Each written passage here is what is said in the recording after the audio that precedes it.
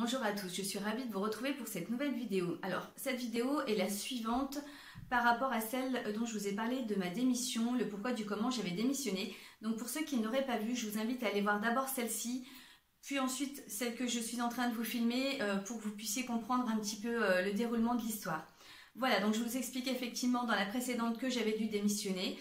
J'ai fait donc de nombreux mois d'intérim pour pouvoir accéder au chômage.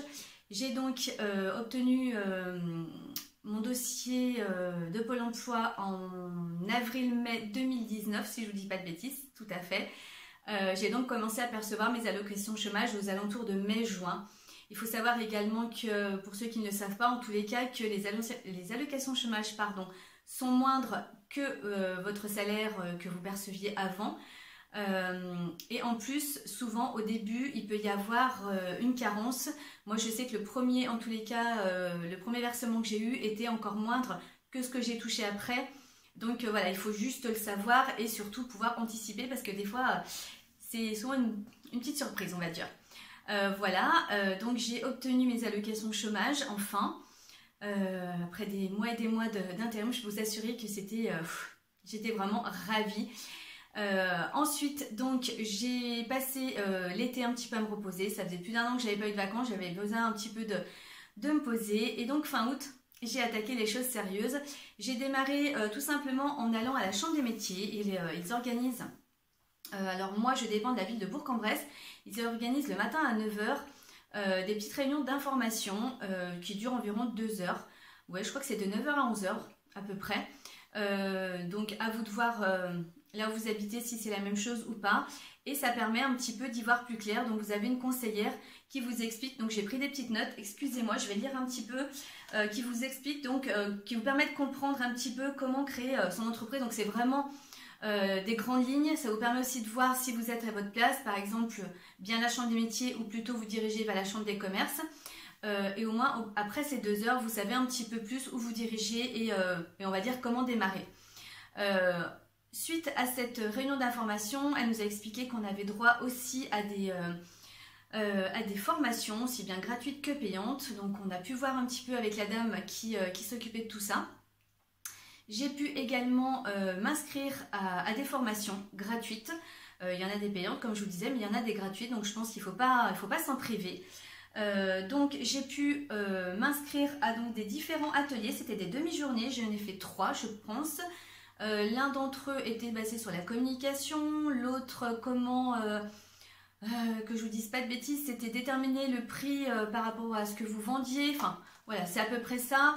Alors c'était pas du cas par cas, c'était des tout petits groupes, souvent on était 4-5, bon, à peu près, mais c'était très convivial et voilà, ça permettait souvent voilà, que ça réponde à vos questions, même si c'était encore une fois pas du cas par cas, mais c'était vraiment super intéressant et de toute façon j'apprenais à chaque fois quelque chose. Donc très très bien. Chose également que j'ai pu faire, et sincèrement si vous avez l'occasion, si vous êtes dans ma situation, alors pas actuelle mais celle d'avant, où vous souhaitiez vraiment vous mettre à votre compte, sincèrement n'hésitez pas à aller voir cet organisme, ou du moins celui qui vous correspond.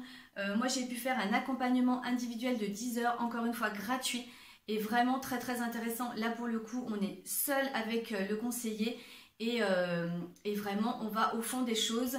Elle sait mettre le doigt sur ce qui va pas surtout, nous mettre en garde, nous faire évoluer, nous faire avancer, nous permettre de se poser des questions, nous faire, mais vraiment c'est voilà, top. Moi j'ai vraiment eu 10 heures super enrichissantes et je ne le regrette absolument pas.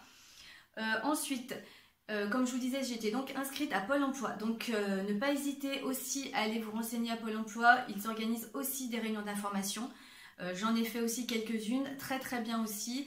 Et par le biais de Pôle emploi, justement, vous pouvez aussi faire des formations qui peuvent être financées en tous les cas par Pôle emploi ou par le cumul de vos emplois précédents, qui vous permettent d'avoir donc une somme d'argent et qui peut vous permettre de financer des formations. Moi, j'ai pu en tous les cas avoir la chance de faire une semaine de formation, une semaine de 35 heures par le biais de Pôle emploi. Qui a été faite je crois en décembre, oui c'est ça, juste avant Noël l'année dernière. Vraiment, mais voilà, encore une fois une semaine hyper enrichissante. Alors par contre, comment vous dire que quand on sortait à la fin des journées, on avait une tête comme ça, parce que c'était vraiment, voilà, c'était vraiment énormément d'informations. Mais énormément d'informations, tellement précieuses, tellement importantes.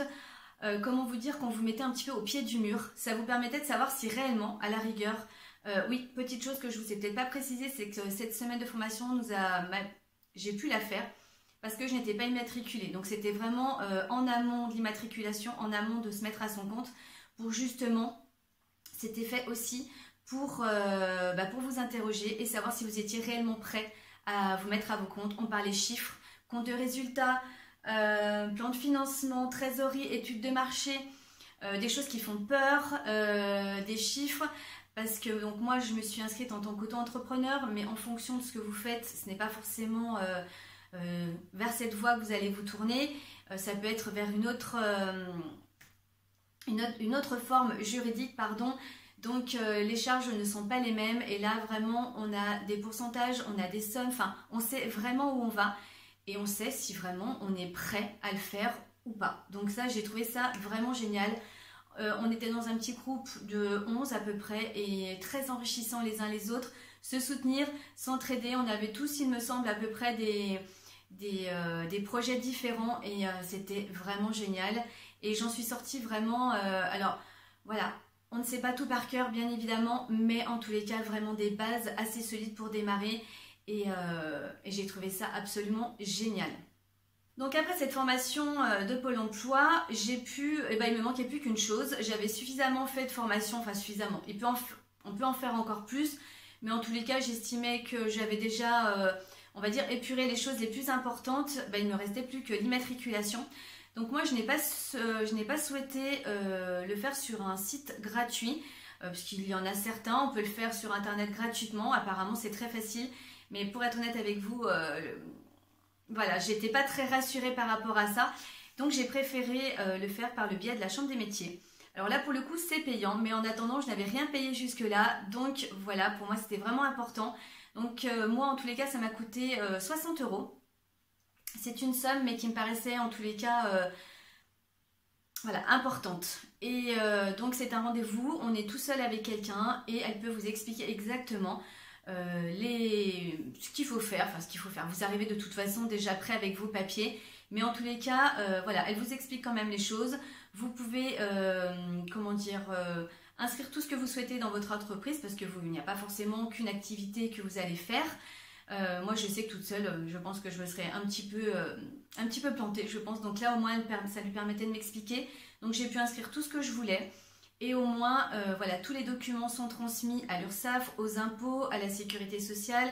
Et je savais que je n'avais aucune crainte, tout était bien transmis au bon organisme et tout allait bien, tout était fait correctement, voilà, tout simplement. Et moi, ça me tranquillisait et effectivement, tout a été fait, voilà, sans problème. Puisque j'ai reçu ensuite des lettres de bienvenue des impôts, de l'URSSAF ensuite, donc je n'avais aucune inquiétude là-dessus. Et sincèrement, je n'ai pas regretté du tout mes 60 €. Et j'ai pu également, puisque je me suis immatriculée au mois de décembre, j'ai pu faire un début d'activité début janvier. Et tout s'est bien passé. Et donc, très très bien, j'étais très contente et je ne regrette absolument pas mon choix. Voilà, écoutez, en tous les cas, il me semblait important de vous énumérer un petit peu toutes ces formations, parce que vraiment, je n'aurais qu'une phrase à vous dire, c'est formez-vous, informez-vous, allez vraiment vers les organismes compétents qui sont capables de vous répondre. Et la Chambre du métier, en tous les cas, est vraiment un organisme formidable où tous ces conseillers prennent vraiment le temps de vous répondre, de vous former, de vous conseiller, et je trouve ça vraiment génial, parce que si vous êtes comme moi et que vous avez très envie de vous mettre à votre compte, parce que c'est vraiment quelque chose de formidable que je ne regrette absolument pas, mais c'est un lourd projet, c'est vraiment pas quelque chose à prendre à la légère, c'est pas, voilà, c'est pas une colonie de vacances, hein, si je peux dire, même si, ouais, mais voilà, c'est vraiment quelque chose d'important. Alors bien sûr qu'on n'a pas forcément besoin d'être formé dans ce qu'on va faire. Moi, comme par exemple, je n'avais pas besoin de me former dans le relooking de meubles, même si ça ne veut pas dire que je connais tout par cœur, mais en tous les cas là-dessus, je maîtrise. Mais par contre, sur tout le reste, je ne maîtrisais pas vraiment l'administration, la comptabilité, enfin tout. C'est des choses qu'il faut connaître, qu'il ne faut pas prendre à la légère, c'est très important. Tout ça, en tous les cas, consiste l'entreprise. Et je pense qu'on a vraiment besoin d'avoir d'être épaulé et d'être formé pour pouvoir démarrer sereinement. Voilà, donc encore une fois, une seule phrase, formez-vous et informez-vous. C'est très très important pour démarrer vraiment beaucoup mieux et plus sereinement. Voilà, bah écoutez, en tous les cas, j'espère que cette vidéo vous aura vraiment apporté certaines choses. J'ai certainement peut-être oublié des choses, mais c'est pas toujours évident de pouvoir, voilà, j'avais pas forcément envie de faire une vidéo de 6 heures non plus. Si vous avez besoin de conseils supplémentaires, n'hésitez pas à laisser vos questions en commentaire et je me ferai un plaisir de vous répondre. Et puis bah écoutez, voilà, moi je vous embrasse très fort. Je vous dis encore, prenez soin de vous. En attendant la prochaine vidéo, laissez-moi un petit pouce en l'air, ça me fera très plaisir. N'hésitez pas à vous abonner également à ma chaîne. Et encore une fois, à très bientôt pour une prochaine vidéo. Bye.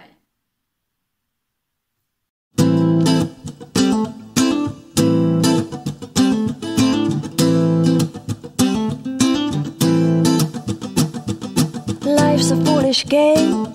Do you ever feel the same? Well, maybe we could change, turn the ship another way.